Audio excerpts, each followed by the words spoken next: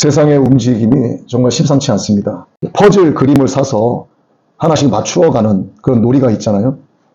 세상에 하나님께서 마지막 문을 닫으시기 위한 퍼즐이 지금 곳곳에서 맞추어가고 있습니다. 오늘은 하나님 말씀 설교라기보다도 세상이 어떻게 돌아가고 있는지에 대한 현 상황을 말씀을 드리면서 결론적으로 우리가 이 시대에 어떤 믿음을 갖고 신앙생활을 해야 되는지에 대해서 좀 말씀을 드리려고 합니다. 인간이 하나님을 대적한 사례가 많죠. 크게 세 가지로 나눌 수가 있습니다. 첫 번째는 아담과 하와의 도전이었어요. 두 번째는 바벨탑의 도전이었고, 세 번째는 4차 산업혁명으로 인한 하나님을 향한 도전입니다. 오늘은 그것에 대해서 좀 말씀을 전하겠습니다. 어둠과 혼돈이 있었던 세상에 하나님께서 천지를 창조하셨죠. 그리고 그곳에 하나님의 질서가 부여되기 시작을 했습니다. 빛이 있고 어둠이 있고 해와 달과 별은 각기 제 갈 길로 가도록 하나님께서 길을 정해 주셨고, 많은 생물을 지으시면서 아담으로 하여금 이름을 그들에게 부여하라고 명하셨고, 너희들도 생육하고 번성해라 이렇게 말씀하셨습니다. 아담과 하와가 에덴 동산에 얼마 동안을 살았는지는 모르겠어요. 하나님께서 하와를 만드시고 바로 하와가 뱀에게 미혹된 건 아닙니다. 에덴 동산에서 오래 살았어요. 그러다가 뱀에게 미혹된 거죠. 죄가 아담과 하와에게 들어가기 전에는 하나님께서 에덴 동산을 다니실 때 아담과 하와가 하나님의 부르심에 얼른 뛰어나오죠. 숨을 이유가 없었습니다. 그때 죄가 없을 때 그들의 마음 가운데는 정한 마음이 있었고 정결함이 있었어요. 근심 염려도 하나도 없었습니다. 풍족했었고 일을 해야만 먹고 살 수 있는 상황이 아니라 모든 것이 주변에 다 있었어요. 그들에게는 부드러운 마음도 있었고 선과 악이 뭔지도 모르는 세상 순수함 그 자체로 살고 있었습니다. 그런데 죄가 들어가기 시작을 하고 결국 인간으로서 하나님께 대적하는 첫 번째 도전이 시작이 됩니다. 하나님의 말씀에 불순종하죠. 교만한 마음으로 하나님을 대적하려 하다가 결국 선과 악이 무엇인지를 알게 되고 나무 뒤에 숨습니다. 부끄러움을 알게 되죠. 하나님이 아담아 내가 어디 있느냐 부르자 내가 벌거벗었으므로 숨었나이다. 자신의 능력으로 죄를 가리기 위해서, 부끄러움을 가리기 위해서 나뭇잎으로 옷을 해서 만들어 입었는데 햇빛이 나면 나뭇잎이 부서지니까 이게 가려지지가 않는 거예요. 자신의 능력과 자신의 의로는 인간의 죄가 씻어지지 않는다는 것을 의미하는 겁니다. 그래서 하나님께서 예수 그리스도를 예표하는 짐승을 잡아서 가죽옷을 입히시는 거죠. 그래서 아담과 하와에게 주어진 것이 너는 반드시 죽게 된다. 이게 지금까지도 온 인류에게 그대로 이어지고 있습니다. 하나님의 형벌이 오늘까지 이어지고 있는 거예요. 이것이 인간이 하나님께 범한 제 첫 번째 도전입니다. 그 이후에 사람은 하나님을 직접 대면해서 볼 수가 없게 되었어요. 이게 오늘까지도 이어지고 있습니다. 그러나 죄를 범하기 전에 아담과 하와는 하나님을 직접 대면해서 봤어요. 예수님께서 이 땅에 오셨습니다. 교회가 만들어졌어요. 생명으로 나아갈 수 있는 길을 예수님께서 열어주셨습니다. 초대교회에서부터 오늘에 이르기까지 교회는 그래도 세상 사람들에게 본이 되는 복음의 공동체, 믿음의 공동체였고 그렇게 기도하면서 세상에 많은 교회가 세워졌습니다. 부흥의 역사가 이루어졌어요. 시간이 가면 갈수록 교회 안의 질서도 흐트러지기 시작을 했습니다. 마귀가 하는 짓이죠. 교회 안에 분열이 일어나고 다툼이 일어나고 교회 안에서 전쟁이 일어나고 니파 내파 서로 갈리면서 목사를 내쫓고 또 장로파가 된 자들을 내쫓고 이러한 싸움이 교회 안에서 비일비재하게 일어납니다. 심할 경우에 하나님의 존재를 의심하는 경우도 나타나고 있습니다. 교회 다니고 있으면서도 하나님이 살아계시는 건 솔직히 모르겠다. 그냥 내 마음에 좀 편안함이 있기 때문에 주일날 교회에 나와서 예배 드리는 거지 정말 하나님이 살아계시고 내게 역사하시는지 난 도무지 모르겠다. 체험을 해본 적도 없다. 이런 경우가 많아요. 세상에서는 고성령 천체망원경으로 어떤 사람은 천국을 한번 찾아보려고 하나님을 찾아보려고 보는 자들도 있다. 이렇게 대답하는 사람들도 있어요. 육신의 눈으로는 하나님을 절대로 볼 수가 없습니다. 죄인의 눈으로는 하나님을 볼 수가 없어요. 인간의 노력으로 하나님을 찾아볼 수가 없습니다. 사람의 혼이 있나 없나를 보려고 사람의 머리를 가르고 뇌를 열었어요. 사람의 혼이 보입니까? 보이지 않아요. 여러 감정을 담고 있는 사람의 마음을 보기 위해서 사람의 배를 가리고 심장을 꺼내봤어요. 사람의 마음이 보입니까? 안 보여요. 마찬가지로 육의 눈으로는 천지를 창조하신 거룩하신 하나님을 절대로 볼 수가 없습니다. 죄가 우리의 눈을 가리었기 때문이에요. 하나님을 볼 수 있는 방법은 오직 믿음밖에 없어요. 믿으면 하나님을 볼 수 있습니다. 그런데 믿지 않는 자들은 믿으면 하나님을 본다는 이 영적 의미를 깨닫지 못해요. 설명을 해줘도 이해를 못합니다.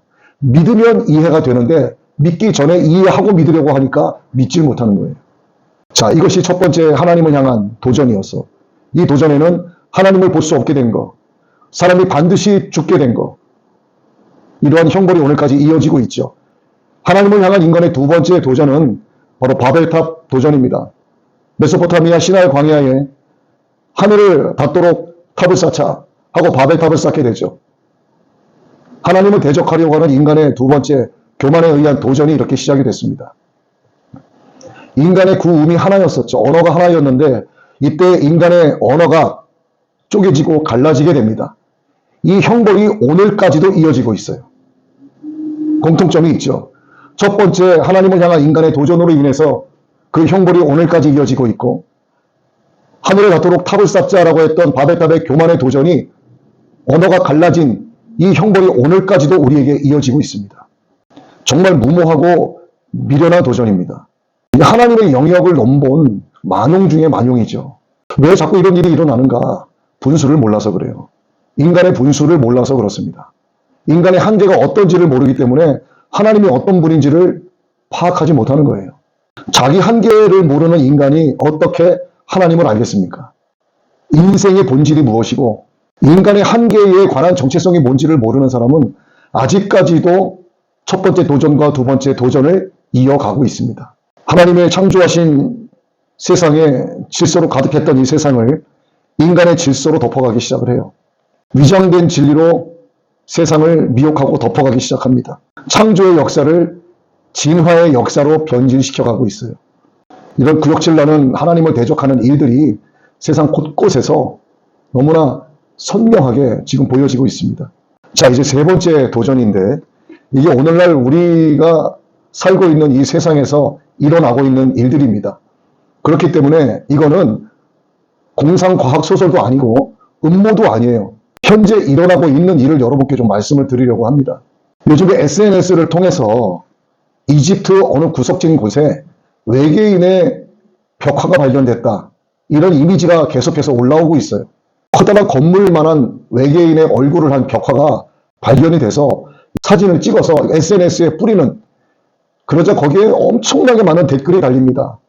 그 댓글들 가운데 하나 말씀을 드리면, 이제 인류의 역사는 다시 쓰여져야 된다. 창조의 역사가 아니다. 이것은 외계인에 의한 역사다. 이렇게 선동이 되어져 가고 있습니다. 이게 정말 발견이 되었을까요? 아니면 조작되고 만들어졌을까요? 지금 세상 사람들은 이집트에서 발견되어졌다는 외계인 얼굴과 흉상을 한 커다란 벽화를 보고 난리를 치고 있습니다. 이게 사실인 줄 알고 거기에 미혹당해서 다들 두려워하고, 이런 사람들이 한둘이 아니에요. 자, 외계인의 형상을 하고 있는 벽화가 발견됐다라고 한다면 뭐가 등장하죠? UFO가 등장을 하게 됩니다. 적그리스도는 UFO를 두고 이렇게 사용할 거예요. 우리가 휴거가 됐을 때 남아있는 사람들은 많고 휴거된 사람들의 수는 적습니다. 적그리스도는 남아있는 자들에게 그렇게 말해요. UFO에 의해서 납치됐다. 우리에게 남아있는 가족이 더 많으니 서로 협력하고 돕고 서로 힘이 되자. 우리가 서로 하나가 되자.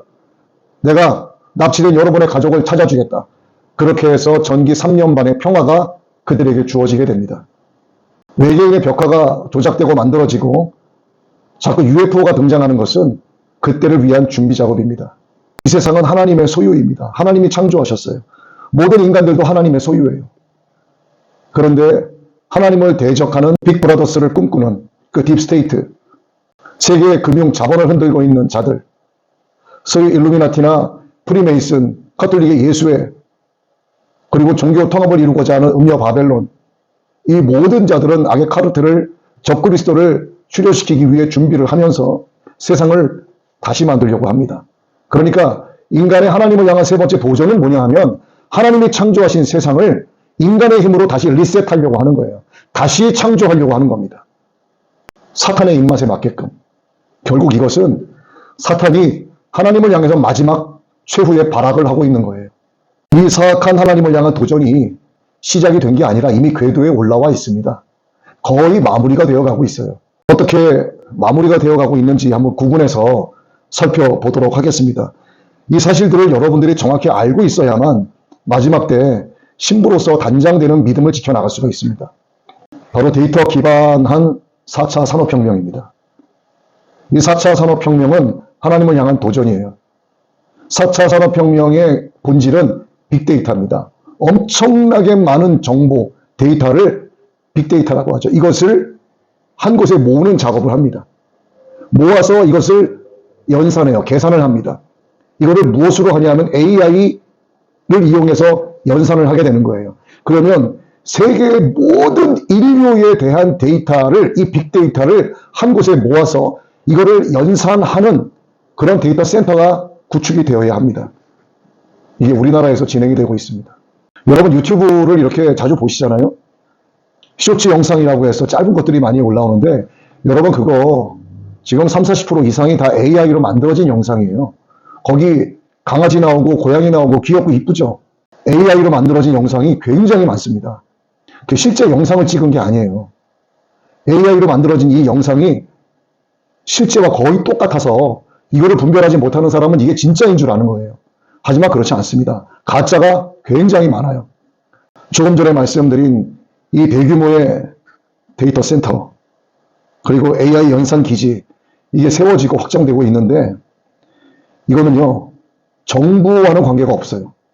이전 정부나 그 이전 정부, 현 정부, 다음 정부와는 관계없는 일입니다. 이거는 성경 말씀대로 현재 가고 있는 물밑 작업이에요.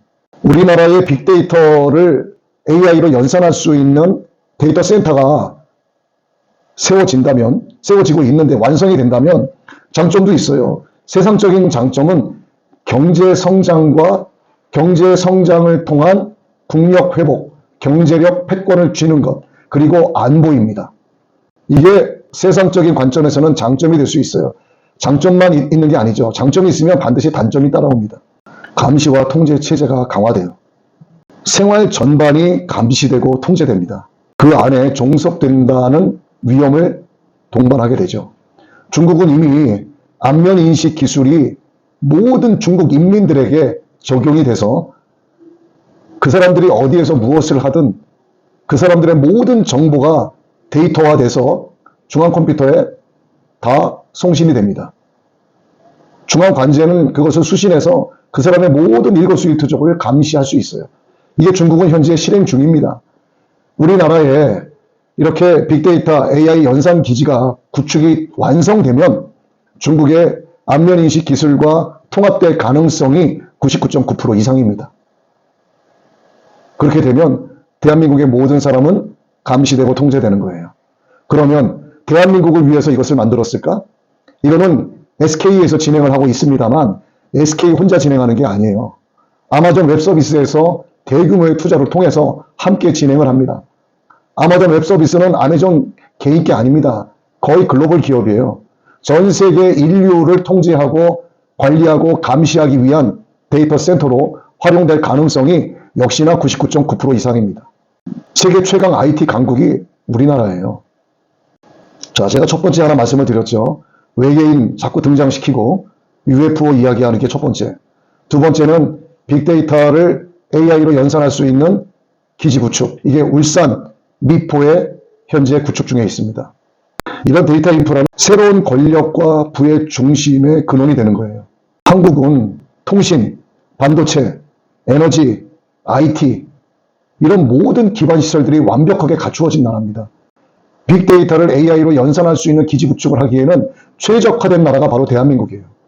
세상에 경제 패권을 쥐게 된 것은요, 지금까지는 물류, 유통, 금융입니다. 그런데 이제는 물류, 유통, 금융 가지고는 세상 경제 패권을 쥘 수가 없어요. 빅데이터와 빅데이터를 AI로 연산할 수 있는, 소위 계산할 수 있는 그런 능력을 가진 데이터 센터를 가진 땅이 그 나라가 경제 패권을 앞으로 쥐게 됩니다. 우리나라가 그렇게 될 가능성이 매우 높아요.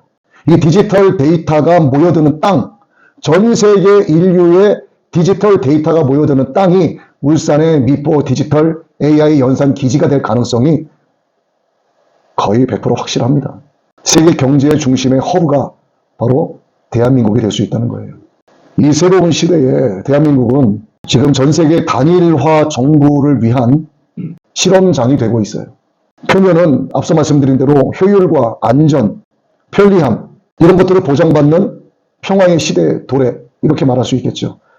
그런데 실제는 인간의 자유 압축과 억압을 위한 감시 통제 시스템 구축입니다. 이게 두 번째 퍼즐이에요. AI 데이터 센터 중심으로 이전 정부에서부터 국정 운영을 촉진시킨 바가 있습니다. 벌써. 그러니까 한국을 아시아 태평양의 AI 연산 중심지로 재편하기 위한 목적을 두고서 아시아의 인공지능 수도로 우리나라를 꼽고 있는 겁니다. 자, 그럼 빅데이터 연산 능력을 통해서 무엇이 만들어질 것 같습니까? 바로 암호화폐가 시작이 되는 거예요. 이미 암호화폐는 공공연하게 갖고 있는 사람들이 많아요. 네. 비트코인부터 시작을 해서 다양한 이름의 코인들이 세상을 들썩이고 있습니다. 코인으로 돈을 버는 사람들도 꽤 많이 있습니다. 돈을 잃는 사람들도 있어요. 그럼 이것이 눈에 보이지 않기 때문에 화폐가 아닌가? 화폐예요. 앞으로 종이돈 카드는 없어집니다. 모든 것은 디지털 화폐로 만들어지고 디지털 화폐를 저장하는 것은 여러분 가지고 계시는 핸드폰의 전자지갑에 저장이 됩니다. 핸드폰이 없으면 앞으로 거래 못하죠. 핸드폰이 없다는 것은 그 안에 전자지갑이 없다는 것이고 전자지갑이 없다는 것은 디지털 화폐가 없다는 거예요. 이걸 어디에서 연산합니까? AI 연산 기지국에서 이 모든 것을 연산하는 거예요. 그때부터 디지털 화폐가 시작이 되는 겁니다. 이를 저장하는 수단으로서의 기능을 이 빅데이터 AI 연산 기지국에서 역할을 담당하게 됩니다. 그러면 화폐만 연산하는가? 그렇지 않아요. 인류의 모든 정보를 연산하게 됩니다. 이 한국의 데이터 AI 인프라 확장은 앞서 말씀드린 대로 중국의 안면인식 기술과 통합될 가능성이 매우 높다고 말씀을 드렸죠. 한 인간이 갖고 있는 주민등록번호, 우리나라에 이 주민번호에는 많은 정보가 저장이 되어 있죠. 그 사람이 남자인지 여자인지, 언제 태어났는지, 며칠에 태어났는지, 어디서 태어났는지, 어느 동사무소에서 기록이 됐는지, 그날 몇 번째 태어났는지 이 정보가 바로 주민등록번호입니다. 그런데 이 주민등록번호가 최첨단 번호 같죠? 아니에요. 이거는 아날로그 수준에 불과해요. 아무것도 아닙니다. 그런데 진짜 사람 이름에 이제 번호가 붙여지는 시대가 오게 돼요. 사람의 모든 정보가 디지털로 데이터화돼서 그 이름의 일련 번호로 컴퓨터에 저장이 됩니다. 빅데이터 센터에. 그럼 그 사람의 모든 정보 가운데 무엇이 거기에 저장이 되겠는가? 주민등록 번호에 등록되어 있는 아날로그 정보는 물론 다 기록이 될 뿐만 아니라 그 사람의 생체 정보가 기록이 되고요. 건강보험 정보가 기록이 되고 금융정보가 기록이 되고 그 사람만이 알고 있는 모든 집안과 금고와 모든 웹사이트의 비밀번호까지 그곳에 모두 저장이 됩니다. 그뿐만 아니에요. 통신 기능까지 저장이 돼요. 그래서 그것이 하나의 작은 칩으로 만들어져서 사람 몸에 들어오게 되는 거예요. 그래서 이것이 없으면 마트에 가서 거래도 못하고 밥도 못 사 먹고 살 수 있는 길이 완전히 차단됩니다. 이제는 땅을 사서 농사를 짓고 자급자족할 수밖에 없는 그런 상태에 들어가게 되는 거예요. 그런데 세상이 그를 가만 놔두겠습니까? 받으라고 하겠죠. 하지만 강제로 받게 하진 않습니다. 왜 그런 줄 아세요? 사람을 묶어놓고 꼼짝 못하게 한 뒤에 여기다가 바늘을 통해서 칩을 이식하지 못하게 돼 있어요. 왜냐하면 이것이 하나님께서 베푸시는 마지막 은혜입니다. 내가 결정해야만 받겠다 해야만 받을 수 있게 되는 거예요. 그 대신 끝까지 거부하면 어떻게 된다? 죽는 거예요.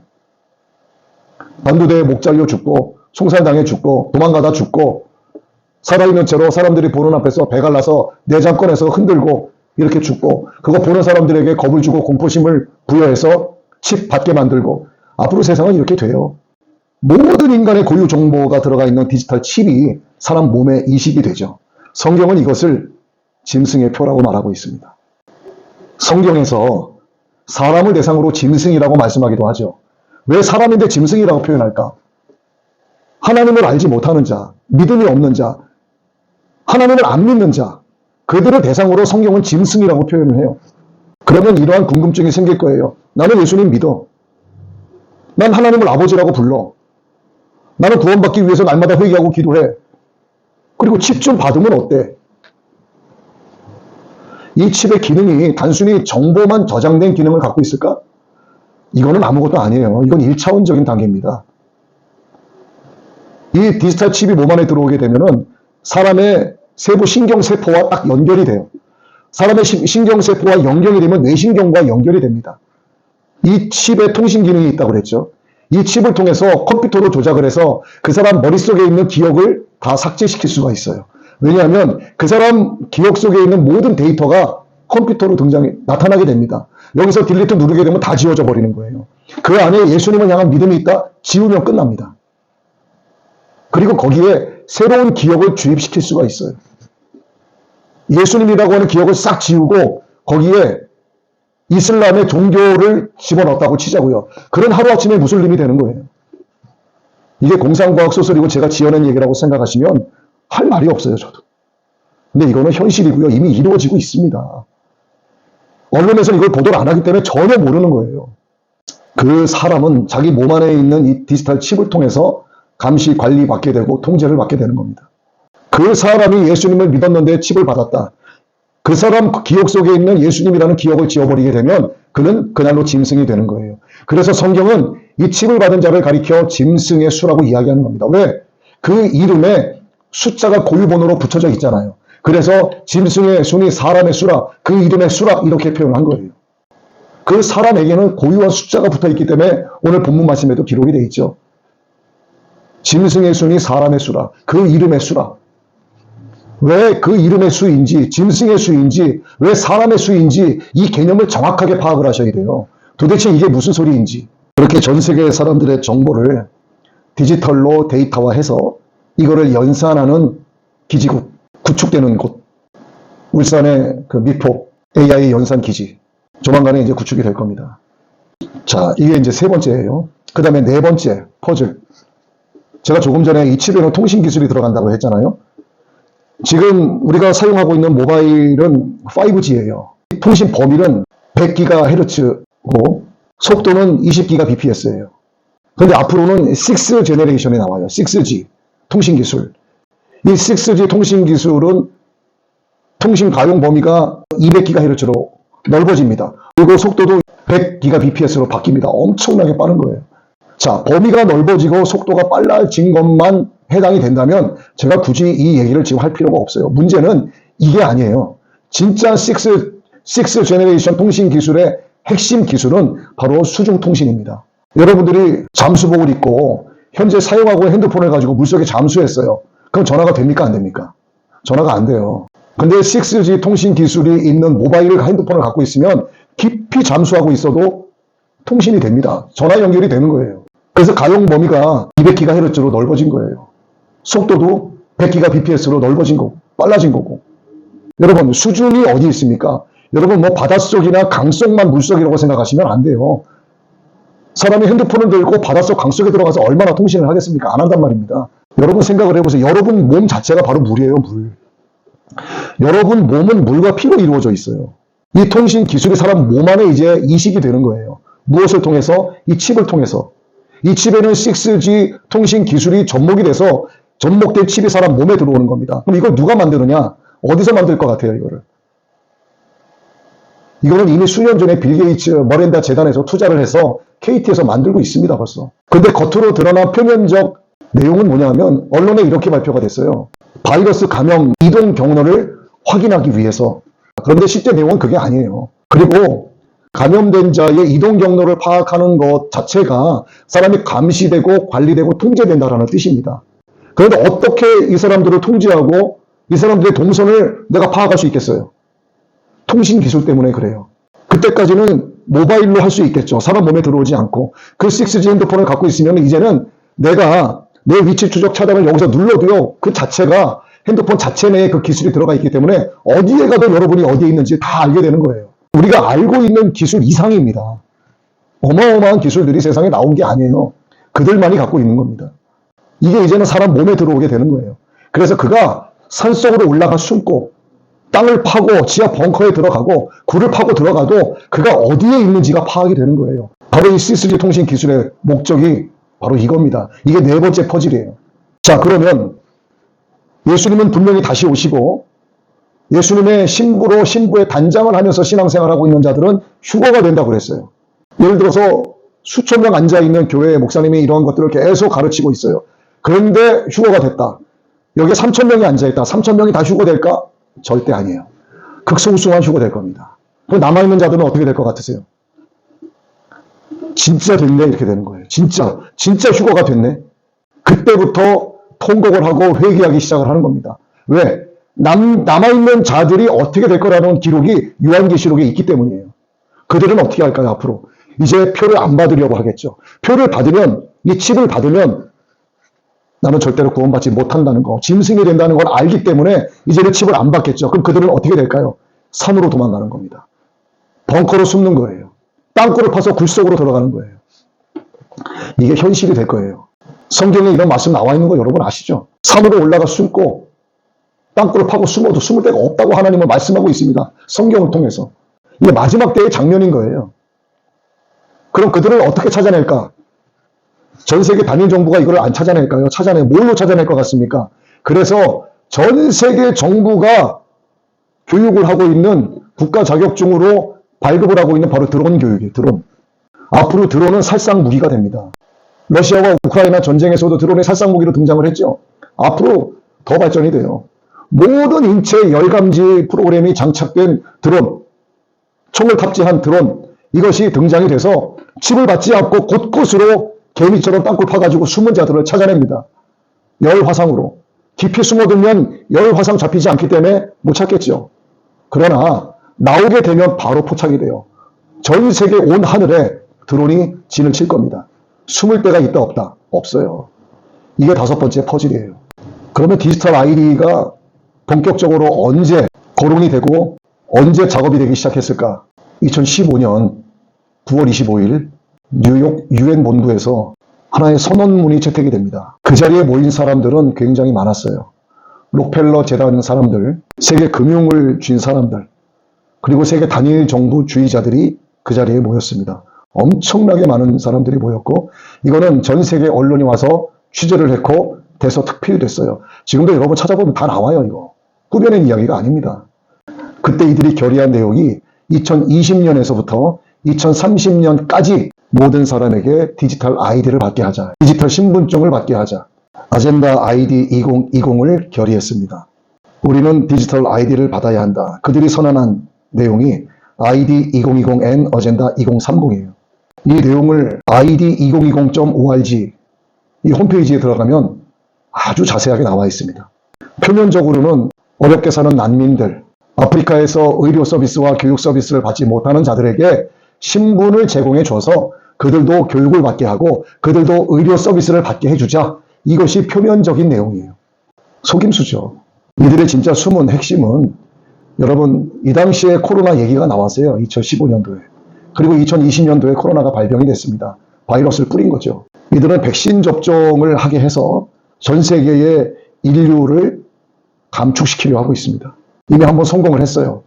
마스크 쓰는 것도 WHO를 통해서 전 세계 정부가 다 그들의 말에 수긍하고 끄덕끄덕 했어요. 백신 패스 하자고 하니까 다 하자고 했습니다. 마스크 쓰라니까 다 쓰고 다녔어요. 마트 식당 못 간다니까 다 못 가게 했어요. 그게 모든 정책이 유엔에서 나오는 거예요. 유엔은 어디에서 그 명을 하달받을까? 유엔 마음대로 할까요? 그렇지 않습니다. 빅브라더스를 꿈꾸고 있는 세계 정부주의자들의 입에서 나오는 거예요. 세계 금융을 장악하고 있는 자들이죠. 백신 접종을 통해서 세계 인류 감축을 이루고 또 칩 이식을 통해서 일거수일투족을 감시하는 그래서 NWO, 뉴월드 오더 세계 단일 정부를 이루겠다고 하는 것이 진짜 목적입니다. 그들은요 코로나 바이러스를 통해서 전 세계 인류를 한번 테스트를 해봤어요. 그랬더니 잘 되더라. 판단됐죠. 그리고 제가 지난번에도 말씀을 드렸는데 이제 엄청난 바이러스가 틀림없이 옵니다. 그리고 이때 나오는 바이러스는 사람과 동물을 동시에 감염시킵니다. 어마어마하게 많은 사람을 죽일 거예요. 그리고 백신을 맞으라고 강요를 하겠죠. 백신 맞으면 안 됩니다. 절대. 제가 여러분께 말씀드린 내용은 극히 일부만 말씀드린 거예요. 이 영적 전쟁이 어둠 속에서 굉장히 활발하게 진행이 되고 있습니다. 이제 말씀을 정리하겠습니다. 이런 여러 악의 퍼즐들이 이제 하나씩 맞춰가기 시작을 하죠. 또 하나의 중요한 퍼즐이 있습니다. 그게 바로 종교 대통합이죠. 종교 통합을 이루고자 하는 자들이 목표로 잡는 그 해가 바로 2033년이에요. 종교 통합이 이루어지기 시작을 하면서 적그리스도에 대한 숭배가 시작이 됩니다.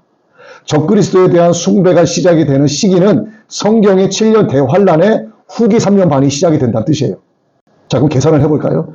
2033년도에 그들이 말한 대로 세계 종교 대통합이 이루어지기 전에 2030년에 디지털 아이디를 전 세계 사람들에게 받게 하겠다죠. 빅데이터를 연산할 수 있는 기지국이 울산 미포 AI 연산센터가 구축이 되죠. 6G 통신 위해서 KT와 빌 게이츠 머린다 재단이 투자해서 일을 진행을 하고 있고 거의 구축이 되어 가고 있죠. 디지털 아이디, 디지털 칩은 이미 받기 시작을 하고 있고 상용화가 되어 있죠. 이렇게 퍼즐들이 다 맞춰져 갔습니다. 이미. 그러면 2030년에 디지털 아이디가 나오게 된다. 전 세계 사람들, 전 세계 정부가 그거를 시행하게 된다. 그래서 우리나라에도요, 자꾸 법안이 나오는 거예요. 백신을 맞아야 된다. 강제화 시켜야 된다. 이러한 법안이 자꾸 나오고 있습니다. 그러나 강제로 맞게 할 수는 없어요. 백신을 할 수 있어도 표는 강제로 받게 할 수 없을 겁니다.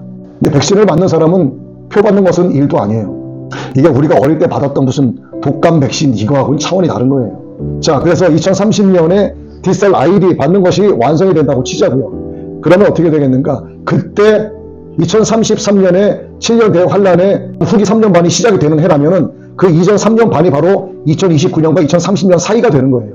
이때가 7년 대환란의 평화의 3년 반이 시작이 되는 겁니다. 2030년이라고 친다면 그 시기가. 그럼 7년 환란 이전에 예수님이 오신다고 성경은 그렇게 타임 스케줄을 말씀하고 있어요. 그럼 예수님이 오실 시기는 앞으로 5년 전후가 될 수 있다는 계산이 나오는 겁니다. 이 시기는 예수님 자신도 모른다고 하는데 네가 어떻게 아느냐? 제가 아는 게 아니라 이렇게 추측이 되어진다는 거예요. 그리고 성경은 뭐라고 기록을 하고 있냐 하면 주님이 오실 때를 자기 자녀들에게는 알게 하신다라고 말씀하고 계십니다. 정확한 시와 때는 몰라요. 그러나 그 시기가 임박했음을 여러 정황들을 통해서 그의 자녀들에게 알게 하신다라고 말씀하고 계십니다. 그렇게 하나님은 알게 하시는 거예요.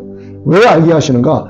이제는 부활 소망의 믿음을 가진 자들이 신부로 단장되는 믿음으로 신앙생활을 해야 된다는 것을 가르치게 하시기 위함이에요. 자기의 신부들을 구원하시기 위해서 알게 하시고 이러한 것을 선포하게 하시는 거예요. 그런데 아직까지도 이거를 음모론이라고 이야기하고 공상과학이라고 얘기하고 있을 수 없는 일이라고 이야기한다면 그런 표 받고 그냥 지옥으로 가면 끝나는 거예요. 저랑 알 바 아닙니다. 그거는. 듣든 아니 듣든 전했기 때문에. 영상을 통해서도 이제 제목이 이러하기 때문에 많은 사람들이 볼 거라고 전 예측을 하고 있습니다. 정말 위험한 시대에 왔어요. 2030년에 디지털 아이디가 완성. 그때부터 디지털 아이디를 받는다라고 하는 그런 통합되는 세계 정부의 시작이 된다. 세계 정부의 시작은 곧 세상 평화로 이야기하는 거예요. 기록이 되어 있잖아요. 전기 3년 만은 세상에 평화가 찾아올 거라고. 누가 진행합니까? 적그리스도가 진행하는 거예요. 적그리스도의 출현을 위해서 종교 통합이 이루어지는 겁니다. 이렇게 되면서 그때 예수님의 재림이 이루어지고 전기 3년 반의 평화가 이루어지고 왜 평화가 오는가? 적그리스도가 나타나서 UFO에 납치된 자들 그들을 내가 찾아줄게. 남아있는 당신 가족들 서로 화합하고 사랑하자. 서로 하나가 되자. 그 세상의 평화를 선언합니다. 아주 평화롭죠. 그리고 떠나가자. 외계인이 납치됐다고 믿는 자들. 그들은 그렇게 적그리스도를 숭배하면서 살아가는 언제부터 본격적인 숭배가 이루어지는가? 2033년 종교통합이 정말 이루어진다면 그때부터 후기 3년 만에 대환란이 시작이 되는 겁니다. 요한계시록에서 말씀하시는 모든 일곱 나팔, 일곱 대적 재앙들이 그때 시작이 되는 거예요. 그래서 이 세상에서 말하는 디지털 칩은 바로 고유번호가 붙어있는 그 사람 이름 옆에 붙게 되는 고유번호가 되는 거기 때문에 사람의 수이자 그 이름의 수가 되는 거예요. 그래서 성경은 이것을 짐승의 수라고 말씀하고 있는 겁니다. 왜? 그의 기억 속에서 하나님이 삭제되기 때문에 그래요. 감정과 감각이 없어집니다. 옆에서 사람을 총살시키고 목을 잘라 죽어도 아무런 감각이 없어요. 적그리스도의 출현을 위한 준비가 퍼즐이 딱딱 맞춰져 가고 있고 아마도 이 대한민국이 적그리스도의 출현을 위해서 가장 많이 적극적으로 옹호하고 협조하는 그런 하나님을 대적하는 나라가 될 겁니다. 종교 통합도 한국 교회가 이용당하고 있고 이 디지털 아이디에 관련된 연산 기지국도 우리나라에서 만들어지고 있고 6G 통신 기술도 우리나라에서 만들어지고 있고 그래서 마지막 때 여러분 언론 너무 의지하지 마시고 정말 진실은 이 마귀가 자꾸 가리고 있어요. 그래서 깨어 있어야 됩니다. 여러분 모두 깨어 있어서 늘 회개하시고 신랑 되신 예수님의 신부가 되기 위해서 신부 단장을 위한 믿음을 잘 지켜나가게 되시기를 예수님의 이름으로 축복합니다.